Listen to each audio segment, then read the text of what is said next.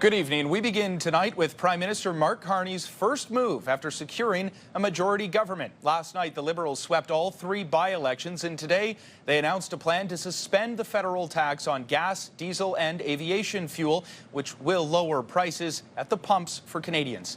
The tax holiday will begin this coming Monday, that's April 20th, and it will last until Labor Day on September 7th. Gas prices are expected to drop by up to 10 cents a litre and 4 cents for diesel. This is relief for many drivers who have been hoping for it, but it does come at an estimated cost of $2.4 billion. The price at the pumps has jumped more than 50 cents a litre since late February because of the war in Iran. Making the announcement today, the Prime Minister said the move will help Canadians through the short-term pain. Today's cut to the fuel excise tax is a responsible, temporary measure consistent with what it takes to build a stronger economy, a more affordable economy, combined with sound fiscal management. Drivers here in Ottawa say they'll take any savings they can get. We're running a business like this with multiple trucks, so being able to save 10 cents per litre, per truck, per fill-up, it accumulates pretty quick. I don't know in the end if that's really good for the economy or not, but it's temporary, so I'm glad to accept it. Any saving I'm happy to have any saving I can get. It's a good news, you know. I hope it does continue, you know, like more than 10 cents. And while many drivers say they are happy overall, Conservative leader Pierre Poilievre says the measure is not enough. He will only be suspending a third of the federal taxes for a third of the year. Not good enough. Canadians cannot afford to gas their tanks. And Poilievre presented an opposition motion today calling for the federal government to eliminate the fuel tax, GST on fuel, and clean fuel charge until the end of the year. This is also the week that we're expecting to switch from winter to summer gas, which experts say generally adds about 7 cents a litre. Meantime, residents in Eastern Ontario are pushing back against a major federal project. Many landowners are getting letters from Alto asking for permission to enter their properties as part of plans to build a high-speed rail line. But some are furious, declining access and organizing to stop the project in its tracks. Alto is exploring two possible routes connecting Toronto and Quebec City, with stops in several cities along the way, including Ottawa and Montreal. CTV's Dylan Dyson has the latest. Alto is proposing to run their train in this area somewhere. In rural Eastern Ontario, situated between Ottawa and Montreal, Shane Kirby has called this farm home for 5 generations. They've asked for 3 years to enter the property. I don't agree with this. This angers me a lot. But after receiving a letter from Alto over the weekend asking to inspect his land, he's worried his farm could be expropriated for a high-speed rail line. I was initially very worried that I could be potentially affected, and now that I've received the permission to enter for soil samples, I believe I will be affected. Alto has proposed plans to connect Toronto to Quebec City by high-speed rail, with the first leg being built between Ottawa and Montreal. The opposition group Alt No says dozens of landowners across eastern Quebec and Ontario have received requests to survey their land. Told them they were not welcome on the property, not now, and not in the future as well. In a statement to CTV News, Alto said participation in the land surveys is voluntary, with participants receiving financial compensation, and that no field studies would be conducted without consent from owners. Alto adds that receiving the request does not necessarily mean landowners' property will need to be acquired for the project, nor that the future train will run near it. Dairy farmer Kevin Hammond operates 2 farms and also received a letter from Alto last week offering $1,500 for access to inspect his land. We've received it both on our Quebec side and on our Ontario side. In my eyes, there's no amount of money worth this project for us, so we're not entertaining the idea at any point in time. These farmers worry that high-speed rail would permanently disrupt their livelihoods and way of life. We're not anti-progression, let's try and do this smart. Dylan Dyson, CTV News. And thousands of residents across the region stopped in their tracks this afternoon when the earth trembled as an earthquake struck the area. No damage reported, but still a scary incident for some who say Their homes shook. CTV's Sean Varden has more. This video from viewer Shannon Charbonneau in Bryson, Quebec, gives an idea of what a 3.9 magnitude earthquake can feel like to those close by. It was a lot of shaking, like a lot of the ground, the building. As I said, it was like a big wave that came over us, just came and went. We have about 2,000 felt reports on our website so far, and we encourage anybody who felt to go fill them out as well. The epicenter just north of Shawville, Quebec, where the earthquake is the talk of the town. People had phoned in to see if there was actually an earthquake, but nobody reported damage, which is good. The people that were in basements when this happened thought it was major. It was scary. Grandkids were at daycare and they were a little frightened. They didn't know what was going on. So we all stopped and we all started looking at each other wondering, okay, well, what do we do? In this video, you can see the moment the earthquake shook Clarendon, Quebec, close to the epicenter. Experts say damage generally is not reported unless an earthquake is around a magnitude of 5 or stronger, at which point emergency alerts would be sent out to cell phones. Drop cover, hold on if you feel an earthquake. There could always be others, always be ready for that. The 3.9 quake was felt as far away as Toronto and Montreal. For some in Fitzroy Harbour, it came as a shock. You could definitely feel, the only way I can describe it was a buzz in the ground. It shook the house, obviously, like a train rumbling through it. I thought it was maybe some blasting, because I know they're doing some blasting, but it found out since it was an earthquake. We are part of the Western Quebec seismic zone. It's a moderately active seismic zone. We might have about a dozen felt earthquakes every year. Sean Varden, CTV News. A warning tonight to homeowners in eastern Ontario about possible flooding in areas along the Ottawa River. The Ministry of Natural Resources issuing a flood warning for the Ottawa River from Pembroke to Arnprior that is upgraded from a flood watch.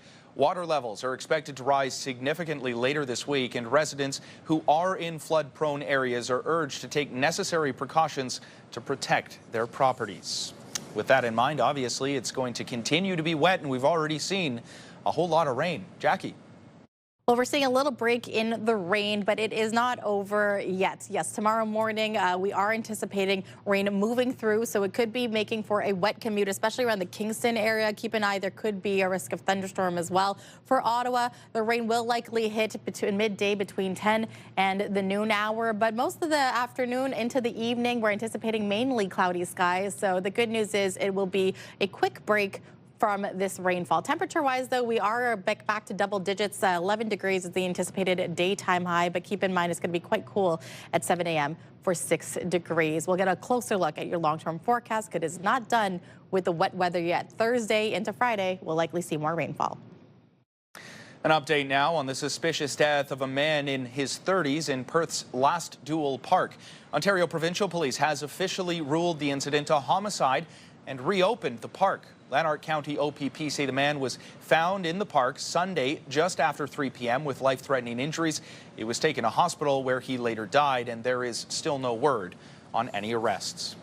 Ottawa police are investigating the second shooting at a home in the Beaconwood Village area this month. Officers were called to Beaconwood Drive near the intersection of Montreal and Ogilvie Roads at around 2:30 a.m. They found bullet holes in the home and shell casings on the property. There are no reports of any injuries. Police say a shooting also happened at this house on April 2nd. The Guns and Gangs unit is leading the investigation, and anyone who might have video footage of the area is asked to contact police.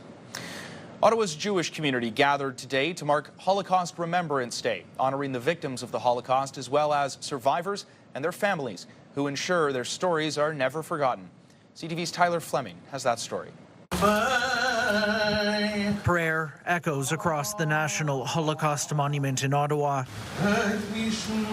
as community members gather to mark Holocaust Remembrance Day. I'm here today to honor family members. Canadians, Israelis. Here together to honor the 6 million Jews killed in the Holocaust during the Second World War. Among officials, dignitaries, and residents, survivors. Like Agnes Klein. There's a message of kindness. Helping hands. Sharing her family's story of escape and the strangers who helped them persevere. He was sheltered by chief editor of one of the local newspapers, sheltered my father. Somebody fronted a business for him so he could make a living. And then we were hidden for 6 months in a village towards the end of the war. I ended up by coming to Canada, and then the rest of my family eventually followed. Even now, this year's theme, Helping Hand, Then and Now, focused on remembrance but also responsibility. Seeing all of the people that are here today that came out in the rain that aren't part of the Jewish community, and they were here to show their support, to say we refuse to forget the lessons of the Holocaust and we are going to apply them in our daily lives. I think that's the message of hope. A candle lighting ceremony focused that message, flames representing lost lives and the importance of carrying memories forward. Leila Stambouli attended with her son Tavi, helping to pass down remembrance. The power of the ordinary person and ordinary people coming together in the face of challenges. Leaders also spoke about the importance of standing against hate. It's that call for action that really has to be heard and acted upon. For Klein, a living link to history, this event is not only to reflect, it's a reminder that the lessons of the Holocaust must never be forgotten. My message is that people are people and that you have to consider them for what they are and not discriminate against anybody. Tyler Fleming, CTV News. We're getting a look tonight at the hotspots for bicycle theft here in Ottawa. New data from Ottawa Police shows there were nearly 1,200 bicycles reported stolen across the city last year. That is down from 1,400 in 2024. The top neighborhoods for bicycle theft was Centretown with more than 200 bicycles stolen last year, followed by Centretown West with 85, Sandy Hill with 83, and Lowertown with 71. Well, a crucial game tonight for the Ottawa 67s, looking to avoid a 3-0 hole in their series against the Barrie Colts. Foster gets it back to the line for Morelli across Cuda. Delays, they score! And the 67s, they came ready to play in this one. Cooper Foster with the team's third goal of the game, and that would go on to be the game winner. 5-2 is the final score for Ottawa. The series is now at 2-1 for Barrie. Game 4 is set for Thursday night at TD Place. And we now know who the Ottawa Senators will face in the first round of the postseason. Ottawa will be taking the top team on in the Eastern Conference. That's the Carolina Hurricanes. And this will be the first time the Sens and Hurricanes will meet in the playoffs. The postseason starts on Saturday. The playoff schedule is expected to be released at some point on Thursday. It was a massive relief. And once the program was kind of explained, it really clicked. It made so much sense. Still ahead for newborns, getting the best start in life can mean access to a family physician, and the Queensway Carleton Hospital has an idea for that. Here's a live look through our Centennial Glass Skycam. It is 4 degrees. At the Queensway Carleton Hospital, a quiet but impactful pilot project is helping solve a growing problem for new parents struggling to find a primary care provider for their newborn. CTV's Leah LaRocque has the details. At just 3 months old, little Charlotte is the center of her parents' world. And she'll look at you and you're like, oh my God, this is the best thing that we did. The whole idea of getting to be a parent and watch her grow and develop and become her own little person. But when Charlotte was born, she didn't have a family doctor willing to take her on. All the time, I'm just always bouncing. The Queensway Carleton Hospital connected them with Tracy Zubkov, a nurse spearheading a new pilot project that connects new babies born here with primary care providers. We knew that there was a possibility that we would be able to have some support in finding a family doctor for Charlotte. Zubkov meets with doctors across Eastern Ontario who are taking new patients, then matches them with newborns. I just started compiling lists of areas that were maybe taking patients, and then I started going out and I started meeting doctors' offices. I walked in, cold call, and introduced myself, told them about our program, and begged them to help me. There are about 2,500 babies who are born here at the Queensway Carleton Hospital every year, and about 800 of them don't have access to a primary care provider at birth. How is everything going with your physician? Good. It's great. But there is no guarantee of funding to keep the pilot project running past June. I can't believe it's only a pilot, and I can't believe that it could possibly be a risk. That's crazy. The Ontario Medical Association says 1 in 6 people in the province don't have family doctors, and getting babies care as early as possible can ease a healthcare system under pressure. We need more, innovation, more funding and investment into these types of programs. There's fewer gaps in care. Little Charlotte has already had appointments and is thriving. I want to say something. Thank you, Tracy. Letting these new parents enjoy every precious moment together. Growing well. She's always in a happy mood. She clearly loves the camera. Leah LaRocque, CTV News. Well, as you may have heard earlier in the newscast, there is a flood warning in effect. We're expecting more rain in the forecast as we take our first full check on the forecast.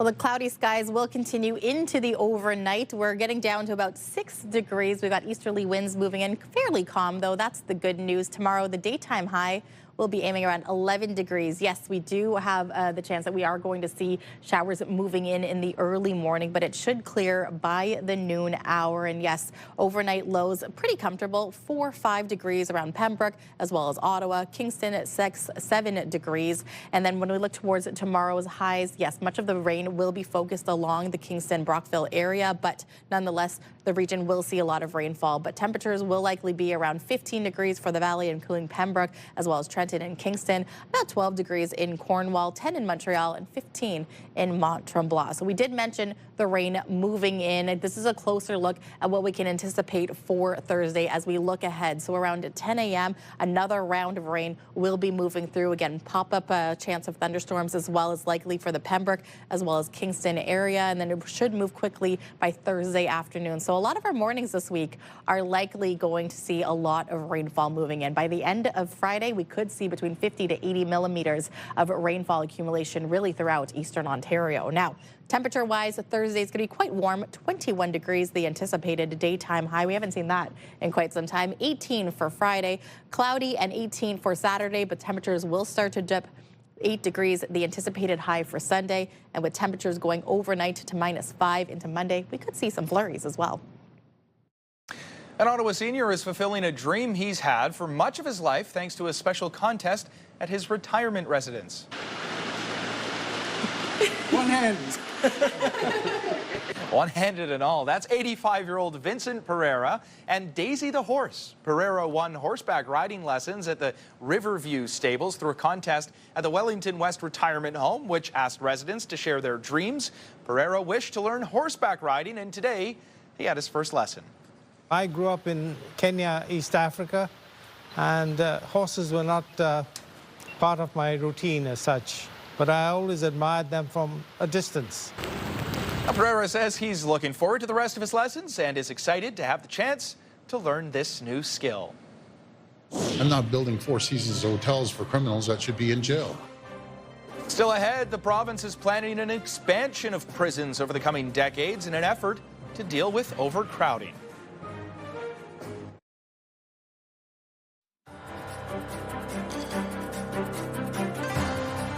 To deal with the ongoing issue of overcrowding at Ontario's jails, the province says it plans to build new correctional facilities. But critics argue adding places to keep people locked up won't do anything to fix the backlog that is plaguing Ontario's court system. CTV's Queen's Park Bureau Chief Siobhan Morris has more.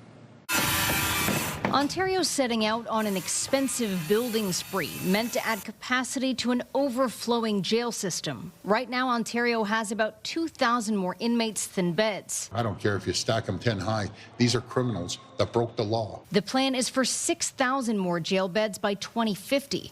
That's according to documents obtained through Freedom of Information by University of Ottawa researchers. My number one concern is making sure we protect the correctional service officers that are in there.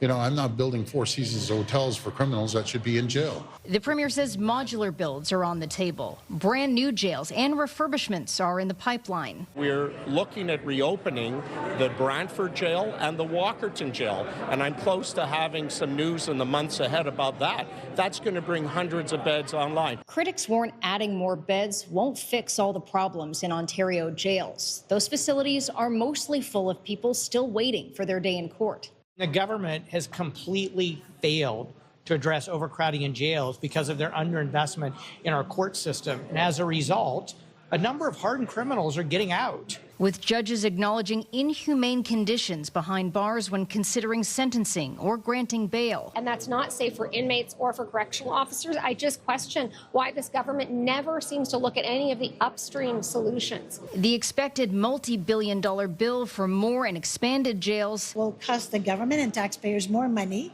than if they would build supportive housing and treatment centers to help people. Doug Ford is undeterred. Those billions of dollars is well invested to make sure our communities are safe. At Queen's Park, Siobhan Morris, CTV News. But dollars meant to be in education will be spent in education. After the break, more on the sweeping changes to Ontario school boards as the province's education minister defends the plan to cap honorariums for trustees.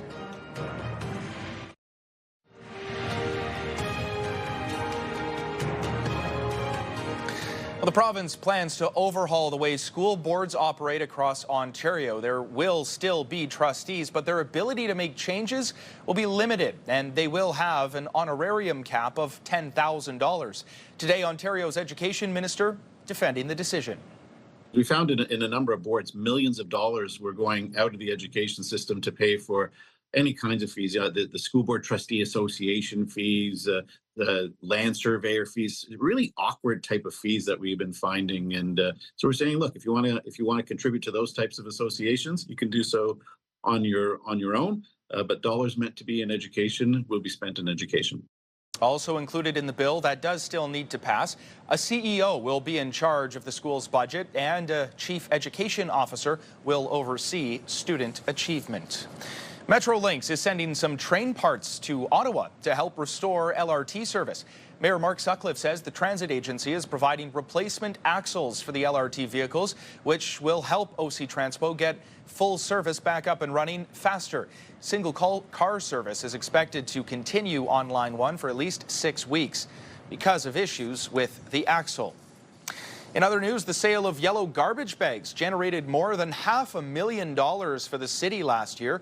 If households exceed the 3-item garbage limit, they are required to place any extra items in a yellow bag, which the city sells for $17 for a 4-pack.